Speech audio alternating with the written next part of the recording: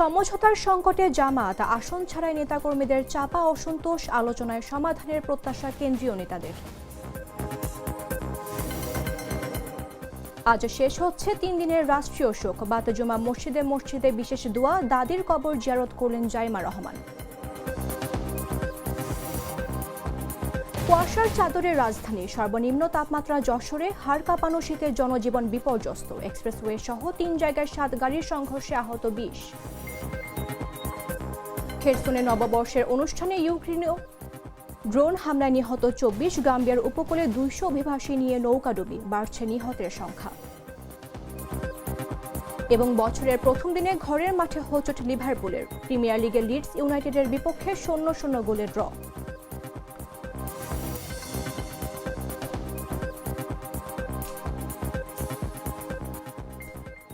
আমন্ত্রণ দুপুর 3টার নিউজে। আপনাদের সাথে রয়েছে আমি মামদুহা রাইসা।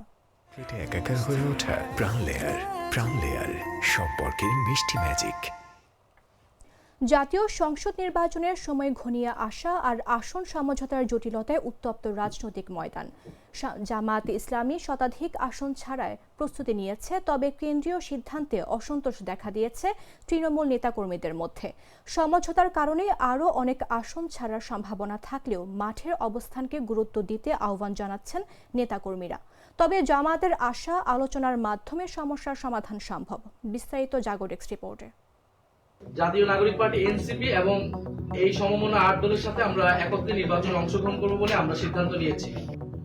জাতীয় সংসদ নির্বাচন যত এগিয়ে আসছে, রাজনীতিতে ততই পাল্টাচ্ছে সমীকরণ। জামাত ইসলামী সহ 8টি দলের সঙ্গে নির্বাচনী সমঝোতার ঘোষণা দেওয়ার পর ভাঙনের মুখে পড়ে জাতীয় নাগরিক পার্টি। এবার সেই প্রভাব পড়েছে জামায়াতে। নির্বাচনে বিভিন্ন দলের সঙ্গে সমঝোতার ভিত্তিতে অংশগ্রহণের জন্য জামাতে ইসলামের শতাধিক আসন ছেড়ে দেওয়ার প্রস্তুতি ছিল বেশ আগে থেকেই। সে অনুযায়ী নির্বাচনী সমঝোতার ঘোষণার পর বেশ কিছু আসনে মনোনয়নপত্র জমা দেয়নি দলটি।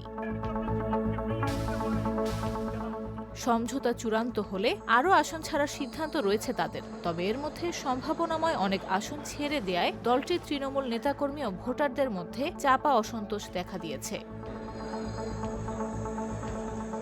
নির্বাচনী জোটের স্বার্থে কেন্দ্রীয় সিদ্ধান্ত অনুযায়ী জামাত প্রার্থীরা মনোনয়নপত্র জমা না দিলেও দীর্ঘদিনের গণসংযোগ সহ ভোটের মাঠে নানা তৎপরতা নিয়ে আবেগঘন স্মৃতিচারণ করছেন। ছেড়ে দেয়া আসনে প্রার্থীর জন্য শুভকামনাও জানাচ্ছেন তারা। সমঝোতার কারণে আরও অনেক আসন ছাড়তে হলেও এক্ষেত্রে মাঠের অবস্থাকে গুরুত্ব দেওয়ার আহ্বান জানাচ্ছেন কেউ কেউ। এদিকে চাহিদামতো আসন এখনো নিশ্চিত করতে না পারায় ব্যাপক প্রতিক্রিয়া চলছে ইসলামী আন্দোলন সহ কয়েকটি দলের নেতাকর্মীদের মধ্যেও। তাছাড়া শেষ দিনের আগে সমঝোতা চূড়ান্ত না হওয়ায় বিভিন্ন দল বাড়তি আসনে মনোনয়নপত্র জমা দিয়েছে। এ নিয়েও সংশ্লিষ্টদের মধ্যে বেশ অস্বস্তি বিরাজ করছে। সংশ্লিষ্ট দলের অনুসারীরা সামাজিক মাধ্যমে পাল্টাপাল্টি প্রতিক্রিয়া ও সমালোচনা করছেন। আসন সমঝোতার বিষয়টি দ্রুত সমাধানের আহ্বান জানান ইসলামী আন্দোলন সহ অনেকে। তবে আলোচনায় বসলে উদ্ভূত সমস্যার সমাধান হবে বলে মনে করছে জামাত ইসলামী। নিউজ ডেস্ক, জাগো নিউজ। জামাতের সমঝোতা সংকট নিয়ে আলোচনার জন্য আমাদের সঙ্গে স্টুডিওতে উপস্থিত আছেন জাগো নিউজের রিপোর্টার রাকিব হাসান। রাকিব, স্বাগত আপনাকে। আপনাকেও স্বাগতম। রাকিব, আসন সমঝোতার কারণে যে জামাতের ইসলামী, তৃণমূলের যে নেতাকর্মী এবং ভোটারদের মধ্যে যে চাপা অসন্তোষ দেখা দিয়েছে, এটা কি আসলে দলের নির্বাচনের কৌশলের জন্য আসলে কতটা ঝুঁকিপূর্ণ বলে মনে হয়? অসংখ্য ধন্যবাদ আপনাকে। প্রথমে একটু জানিয়ে দিই, সেটা হচ্ছে যে আপনি জানেন যে বাংলাদেশের সাবেক প্রধানমন্ত্রী, তিনবারের প্রধানমন্ত্রী এবং প্রথম নারী প্রধানমন্ত্রী বেগম খালেদা জিয়া আমাদের মাঝে এখন আর নেই এবং তার মৃত্যুতে 3 দিনের রাষ্ট্রীয় শোক ঘোষণা করা হয়েছে। আজকে তার তৃতীয় এবং শেষ দিন চলছে। তো আমরা জাগো নিউজের পক্ষ থেকে এবং আমার পক্ষ থেকে আজকে সেই শোক এবং সমবেদনা জানাচ্ছি। যেটি প্রশ্ন করছিলেন যে জামায়াতের যে আসন সমঝোতার প্রেক্ষিতে যেটি দেখা যাচ্ছে যে তৃণমূলে এক ধরনের চাপা অসন্তোষের কথা জিজ্ঞেস করছিলেন। আমরা এখন পর্যন্ত যে কয়েকজন রাজনীতিবিদদের সঙ্গে কথা বলেছি, বিশেষ করে জামায়াত ইসলামী কিংবা হেফাজতে ইসলাম, যারা খিলাফত মজলিস, ইসলামী আন্দোলন, অনেকের সঙ্গে কথা বলেছি। আপনি জানেন যে দীর্ঘদিন জামায়াত ইসলাম কিন্তু ক্ষমতার বাইরে রয়েছে। দীর্ঘদিন, টানা 17 থেকে 18 বছর তারা ক্ষমতার বাইরে রয়েছে এবং বিরোধী দলে থাকা অবস্থায় যখন সাবেক আওয়ামী সরকারের আমলে সবচেয়ে গুম খুন বা অত্যাচার নিপীড়নের শিকার সবচেয়ে বেশি হয়েছে জামাত ইসলামের নেতাকর্মীরা। এমন অভিযোগ আমরা দেখেছি যে শুধুমাত্র জামাত ইসলাম করার কারণে তাদের অনেকটা প্রকাশ্যে বিচার বহির্ভূত যে হত্যাকাণ্ড বা এই যে আয়নাঘরের যে গল্প আমরা যেসব শুনি, শুধুমাত্র জামাত করার কারণেই কিন্তু অনেক নেতাকর্মী এই দুর্দশা হয়েছে। তো স্বাভাবিকভাবেই তারা এখন এই 5ই আগস্টের পরিবর্তনের পর তাদের মধ্যে যে আশা সঞ্চার হয়েছিল যে আগামীতে তারা সংসদে যাবে নির্বাচনের মাধ্যমে, ভোটের মাধ্যমে, সেখানে কিছুটা ভাটা পড়েছে। কীভাবে ভাটা পড়েছে? আপনি জানেন যে এখন বর্তমানে সামনে নির্বাচন ফেব্রুয়ারিতে, এবং নির্বাচনকে কেন্দ্র করে বিএনপি এবং বিএনপি সমমনা যে কয়েকটি দল রয়েছে তারা একদিকে মাঠ গোছাচ্ছে, অন্যদিকে জামাতও যে তার নির্বাচনে যে মাঠ গুছিয়ে ফেলেছিল সেখানে হঠাৎ করেই একটা রদবদল এসেছে। আপনি জানেন যে বেশ কয়েকদিন হলো যে এবি পার্টি এবং হচ্ছে জাতীয় নাগরিক পার্টি এনসিপি, পাশাপাশি হচ্ছে এলডিপি লিবারেল ডেমোক্রেটিক পার্টি সহ বেশ কয়েকটি রাজনৈতিক দল কিন্তু তাদের জোটে আসন সমঝোতা, তারা বলছেন যে এটি জোট না, এটি তারা নির্বাচনী একটি সমঝোতা বলছে। তো মূলত এই জোটে অংশগ্রহণ করার ফলে যেটি দেখা যাচ্ছে যে তাদেরকে কিন্তু এনসিপিকে এখন প্রায় 30টি আসনের মতো তাদেরকে ছেড়ে দিতে হচ্ছে। এনসিপি থেকে 50টির মতো আসন দাবি করা হয়েছিল বলে আমরা শুনতে পেরেছিলাম। তবে সেখানে এখন পর্যন্ত আমরা যতটুকু জানতে পেরেছি যে 30টির মতো ছেড়ে দেওয়া হয়েছে, এর মধ্যে ইতিমধ্যে প্রায় 26টি কনফার্মও করা হয়েছে। পাশাপাশি লিবারেল ডেমোক্রেটিক পার্টি যদি বলি, নেজামে ইসলাম, খেলাফত মজলিস সহ বেশ কয়েকটি রাজনৈতিক দল আরও যারা রয়েছেন তাদেরও যে চাহিদা রয়েছে সেই চাহিদা অনুযায়ী কিন্তু তারা দিচ্ছেন, চেষ্টা করছেন।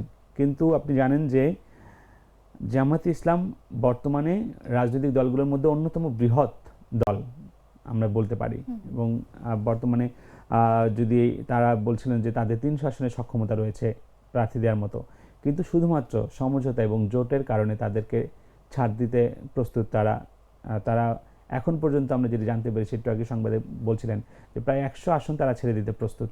কিন্তু অন্যদিকে যেটি আমরা দেখছি যে ইসলামী আন্দোলন বাংলাদেশ তারা আসলে এটি মানছেন না, এবং না মানার কারণে তাদেরকে আরও আসন বৃদ্ধি হবে কি হবে না, এই যে চূড়ান্ত যে ফলাফল সেটি হচ্ছে না, এবং এটি না হবার ফলে বিভিন্ন জায়গায় জামাতের প্রার্থী দেওয়ার পরেও কিন্তু অনেককে বসে যেতে হচ্ছে, বিশেষ করে এনসিপি আসার পর কিংবা খেলাফত মজলিস এবং ইসলামী আন্দোলনকে প্রার্থী তাদের যে জোটের যারা মনোনীত প্রার্থী তাদেরকে মনোনয়ন দেওয়ার জন্য এবং এই যে সমর্থন দিতে গিয়ে কিন্তু জামাতের অনেক প্রার্থীকে বসে যেতে হচ্ছে।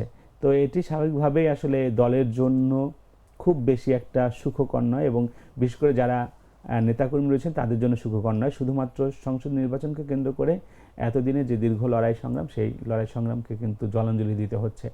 স্বাভাবিকভাবেই তাদের মধ্যে এক ধরনের চাপ অনুভব করছে আমার মনে হয়। এই যে আসন সমঝোতার ফলে যে সম্ভাব্য তৃণমূল নেতাকর্মীরা এবং তৃণমূল বিভাজন বা নেতাকর্মীদের মধ্যে যেই অসন্তোষটা দেখা দিয়েছে, এটি আসলে ভোটের ফলাফলের উপর কেমন প্রভাব ফেলবে? এটা তো অবশ্যই প্রভাব পড়বে। আপনি জানেন যে বাংলাদেশের যারা নাগরিক তারা কিন্তু এখন পর্যন্ত আমি যে বললাম যে 8 দল সবশেষ এটি আর 10 দলে পরিণত হয়েছে।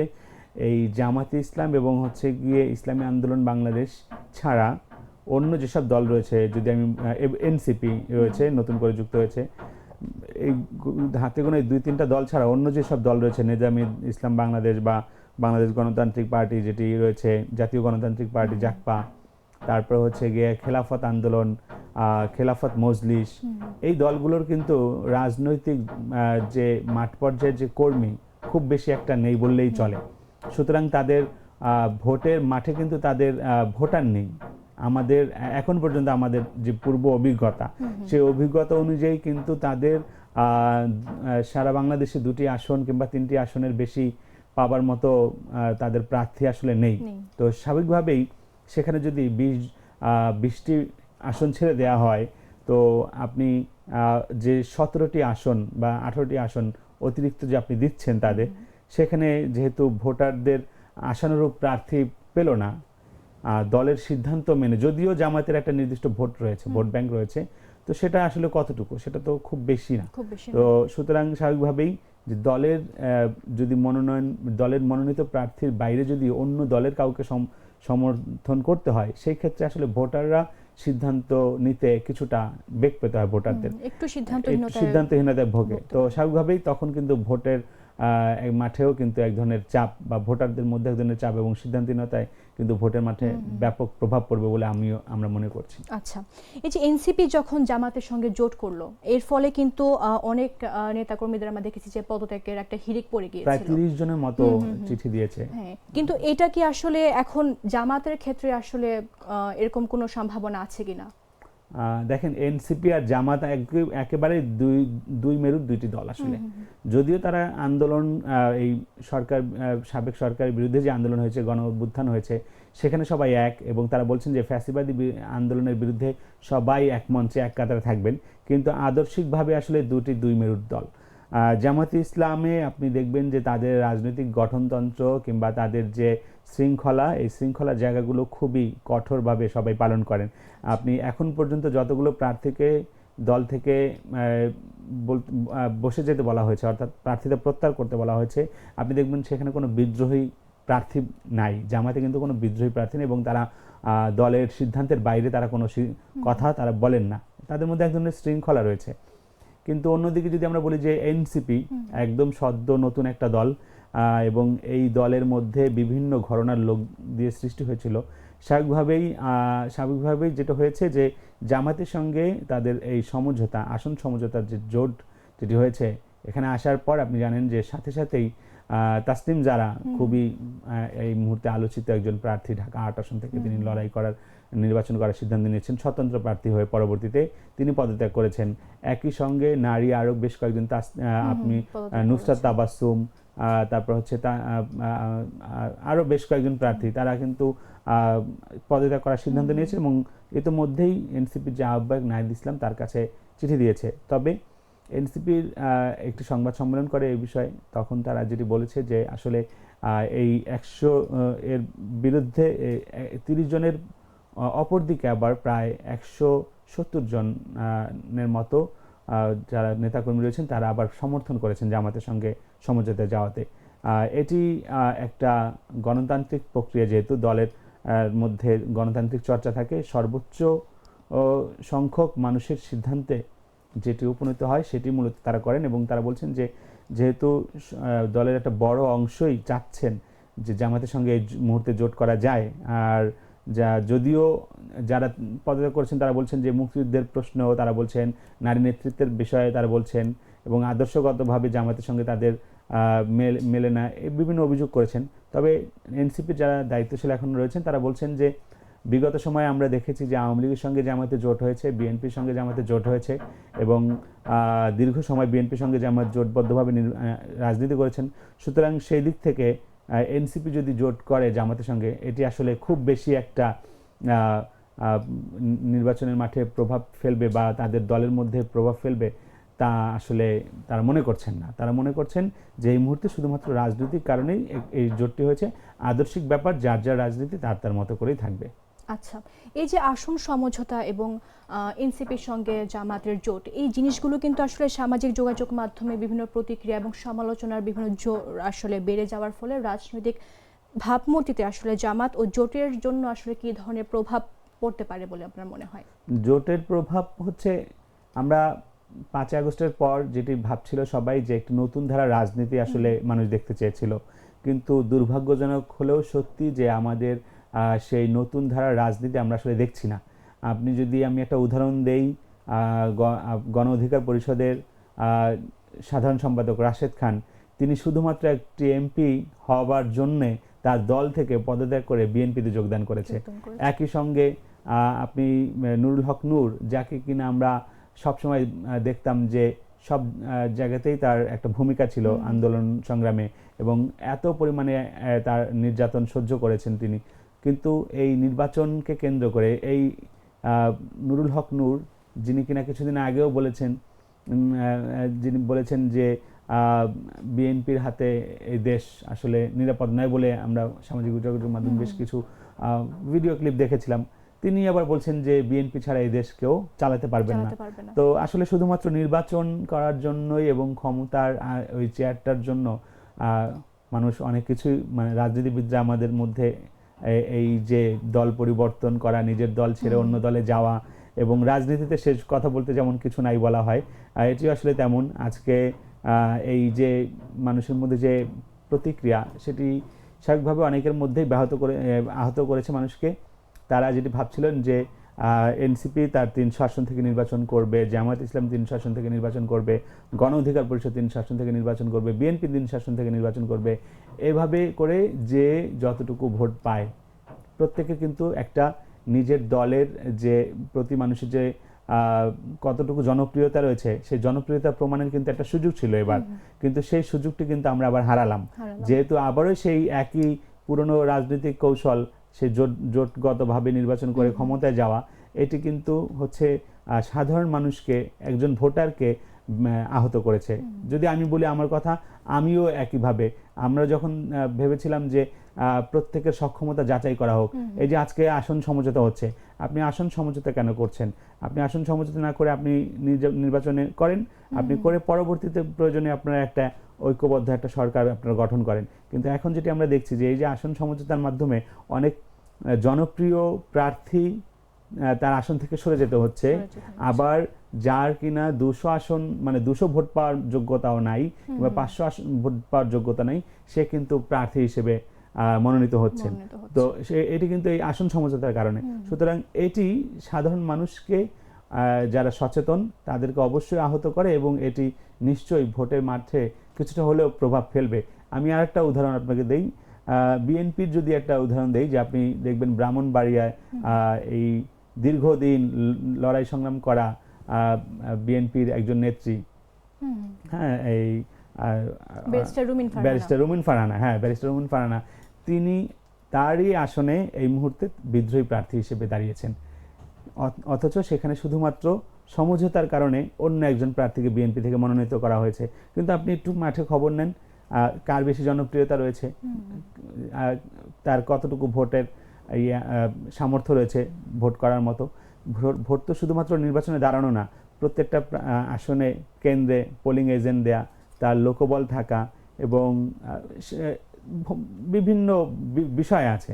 সেটি কিন্তু আসলে এই সমঝোতার কারণে যেটি হয় যে অনেক যোগ্য প্রার্থী আমরা হারাচ্ছি, এবং অযোগ্য প্রার্থীদের আমাদের কাঁধে খুব শীঘ্রই হয়তো চেপে বসতে যাচ্ছে বলে আমি মনে করছি। আচ্ছা, অসংখ্য ধন্যবাদ আপনাকে আমাদের সঙ্গে আলোচনায় যুক্ত থাকার জন্য। আপনাকে অসংখ্য ধন্যবাদ। দর্শক, কথা বলছিলাম জাগো নিউজের রিপোর্টার রাকিব হাসানের সঙ্গে। সরাসরি যাচ্ছে অন্যান্য সংবাদে। বিএনপি চেয়ারপারসন ও সাবেক প্রধানমন্ত্রী খালেদা জিয়ার মৃত্যুতে 3 দিনের রাষ্ট্রীয় শোক শেষ হচ্ছে আজ। বুধবার থেকে 3 দিনের রাষ্ট্রীয় শোক পালন করা হচ্ছে। শুক্রবার সাবেক প্রধানমন্ত্রী খালেদা জিয়ার মাগফিরাতের জন্য মসজিদে মসজিদে বিশেষ দোয়া অনুষ্ঠিত হয়। অন্যান্য ধর্মীয় প্রতিষ্ঠানেও তার আত্মার শান্তির জন্য বিশেষ প্রার্থনার আয়োজন করা হয়। রাষ্ট্রীয়ভাবে শোক পালনের কর্মসূচির অংশ হিসেবে আজও বাংলাদেশের সরকারি, আধা সরকারি ও স্বায়ত্তশাসিত প্রতিষ্ঠান এবং শিক্ষা প্রতিষ্ঠান সহ সব সরকারি ও বেসরকারি ভবন এবং বিদেশে বাংলাদেশের মিশনে জাতীয় পতাকা অর্ধনমিত রয়েছে। এভারকেয়ার হাসপাতালে 37 দিন ধরে চিকিৎসাধীন থাকার পর গেল 30 ডিসেম্বর সকালে মারা যান খালেদা জিয়া। গেল 23 নভেম্বর রাজধানীর এভারকেয়ার হাসপাতালে ভর্তি করা হয়েছিল তাকে।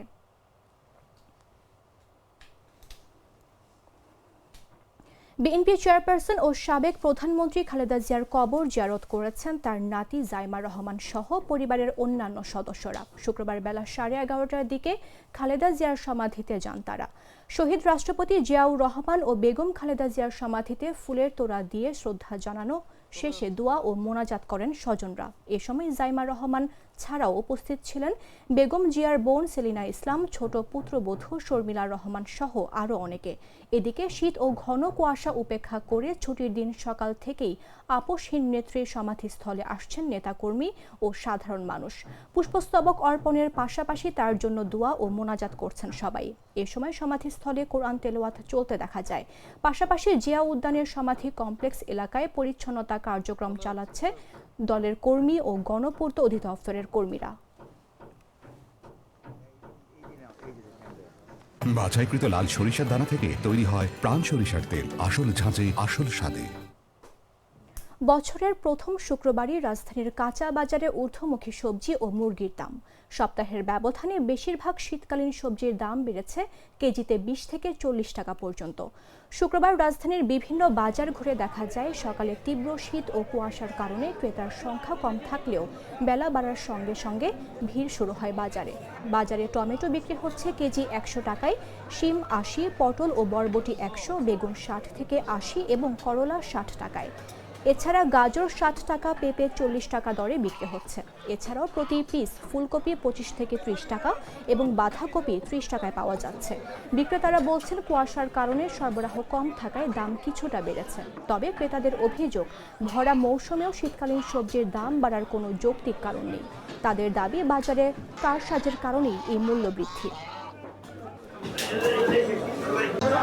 দেশি কই আছে আপনার 700 টাকা কেজি, পাপ্তা আছে 400 টাকা কেজি, এই চাপিলা আছে 500 টাকা কেজি, কাটকিনি আছে 400 টাকা কেজি, চিংড়ি 700 টাকা কেজি, রুই মাছ 350 টাকা কেজি। কলাই শাক আছে, মেথি শাক আছে, মূলা শাক আছে, বত্ত শাক আছে, লাল শাক আছে, সর্ষ শাক আছে, টক পালং আছে, কলাই শাক আছে, মটর শাক আছে, কুমড়া শাক আছে, লাউ শাক আছে, ধনিয়া পাতা আছে। অনেক শাক, কোনটা কেমন দাম কিংবা দাম কি বেশি না কম?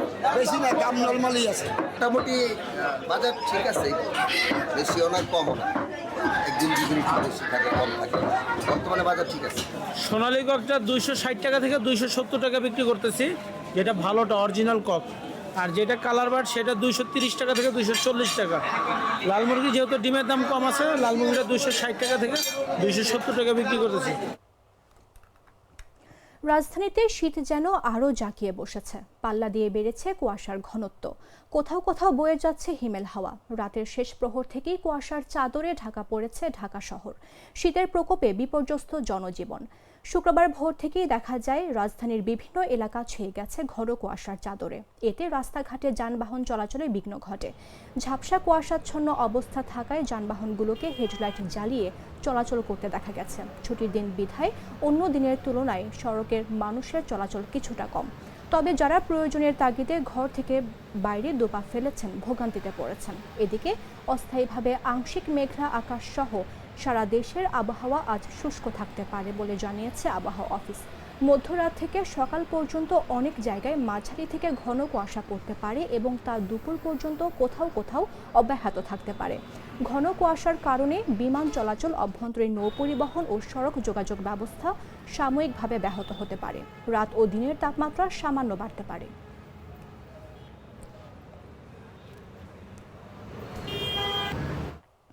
যশোরে টানা দ্বিতীয় দিনের মতো সর্বনিম্ন তাপমাত্রা রেকর্ড করা হয়েছে। শুক্রবার যশোরের সর্বনিম্ন তাপমাত্রা ছিল 8 ডিগ্রি সেলসিয়াস।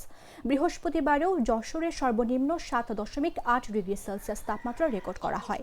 সব মিলিয়ে এই মৌসুমে 4 দিন সর্বনিম্ন তাপমাত্রা এই জেলায় রেকর্ড করা হয়েছে।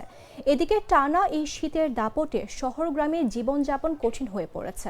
বিশেষ করে ছিন্নমূল ও প্রান্তিক মানুষ দুর্বিষহ অবস্থায় জীবনযাপন করছেন।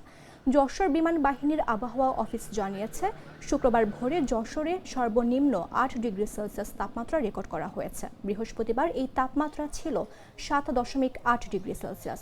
পরপর দুদিনই এই তাপমাত্রা সর্বনিম্ন। এর আগে 26 ডিসেম্বর 9 ডিগ্রি সেলসিয়াস ও 27 ডিসেম্বর 8.8 ডিগ্রি সেলসিয়াস তাপমাত্রা রেকর্ড করা হয়। এদিকে টানা শৈত্যপ্রবাহে বিপর্যস্ত হয়ে পড়েছে যশোরের জনজীবন। কনকনে শীতে জবুথবু হয়ে পড়েছেন সাধারণ মানুষ সহ প্রাণীকুল।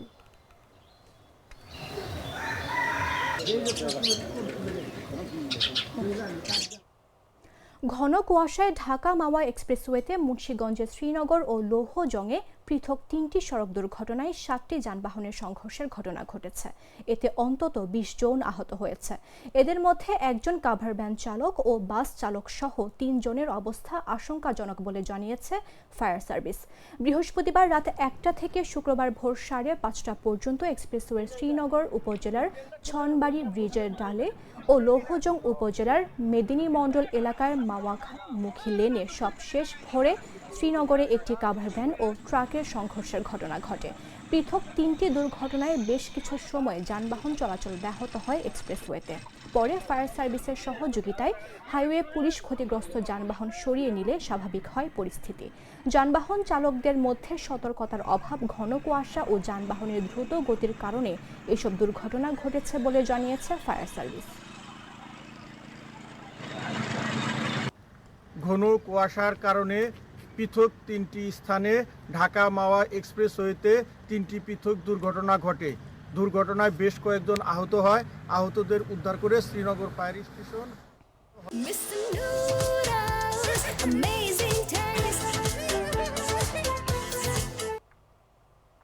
জানাবো আন্তর্জাতিক সংবাদ।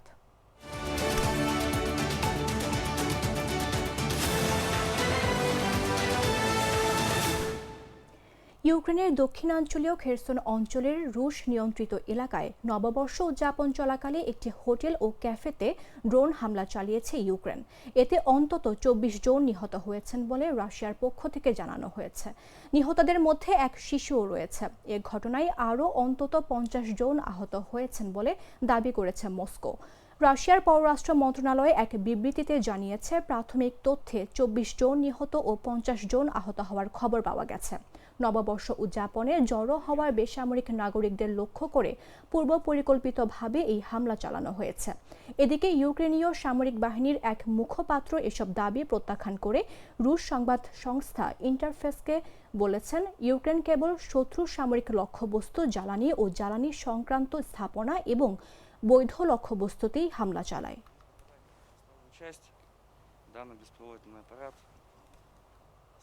গাম্বিয়ার উপকূলে অভিবাসন প্রত্যাশীদের একটি নৌকা ডুবে অন্তত 7 জন নিহত হয়েছে। নৌকাটিতে 200 জনের বেশি মানুষ ছিলেন বলে জানিয়েছে স্থানীয় কর্তৃপক্ষ।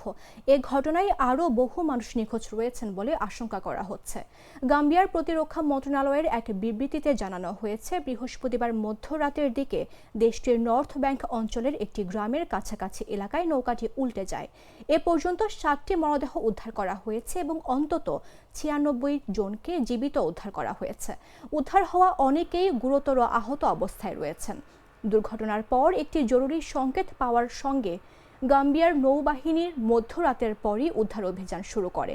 এতে একাধিক নৌবাহিনীর জাহাজ এবং সহায়তায় এগিয়ে আসা একটি মাছ ধরা নৌকাও অংশ নেয়।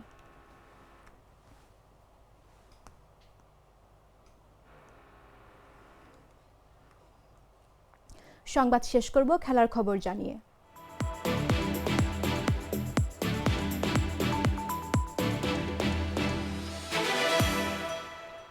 নিউ ইয়ার্স ডেতে ঘরের মাঠে আনফিল্ডে পয়েন্ট হারালো লিভারপুল। প্রিমিয়ার লিগে লিডস ইউনাইটেডের বিপক্ষে 0-0 গোলে ড্র করেছে আর্নে স্লটের দল। 19 ম্যাচ শেষে বর্তমান চ্যাম্পিয়ন লিভারপুলের সংগ্রহ 33 পয়েন্ট, যা নিয়ে তারা টেবিলের 4র্থ স্থানে আছে। লিগের শীর্ষে থাকা আর্সেনালের থেকে তারা পিছিয়ে পড়েছে 12 পয়েন্টে। অন্যদিকে লিডস ইউনাইটেড 21 পয়েন্ট নিয়ে আছে 16তম স্থানে, অবনমন অঞ্চলের ঠিক ওপরে। ম্যাচের শেষ দিকে প্রায় জয়ের স্বাদ পেয়েই ফেলেছিল লিডস।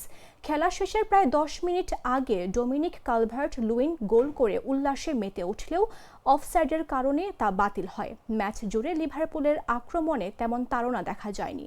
বেশ কয়েকটি ভালো সুযোগ নষ্ট করে তারা। সবচেয়ে বেশি সুযোগটি আসে হুগো একিটিকের হেড থেকে, যা দূরের পোস্ট দিয়ে বাইরে চলে যায়। রক্ষণেও একবার বড় ভুলের মুখে পড়ে লিভারপুল। গোলরক্ষক আলিসন বেকার ভুল ক্লিয়ারেন্সের ইথান এম্পাউডুকে সুযোগ করে দিলেও দ্রুত ঘুরে দাঁড়িয়ে ওয়েলস মিডফিল্ডারের শটটি ঠেকান। দিনের আরেক ম্যাচে ক্রিস্টাল প্যালেস 1-1 গোলে ড্র করেছেন ফুলহ্যামের সাথে।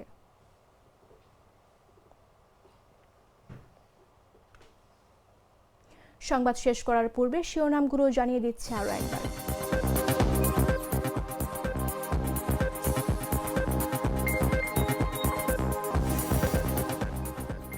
সমঝোতার সংকটে জামায়াত, আসন ছাড়াই নেতাকর্মীদের চাপা অসন্তোষ। আলোচনার সমাধানের প্রত্যাশা কেন্দ্রীয় নেতাদের।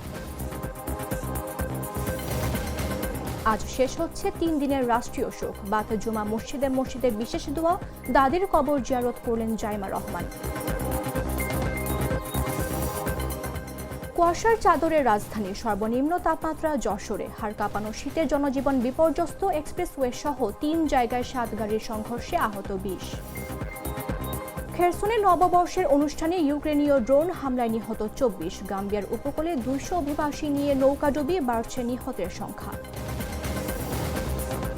এবং বছরের প্রথম দিনে ঘরের মাঠে হোঁচট লিভারপুলের, প্রিমিয়ার লিগে লিডস ইউনাইটেডের বিপক্ষে 0-0 গোলে ড্র।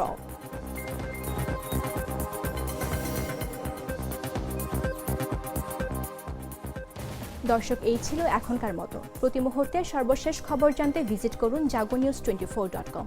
ফলো করুন আমাদের ভেরিফাইড ফেসবুক পেজ এবং সাবস্ক্রাইব করুন জাগো নিউজের ইউটিউব চ্যানেল। ধন্যবাদ সবাইকে।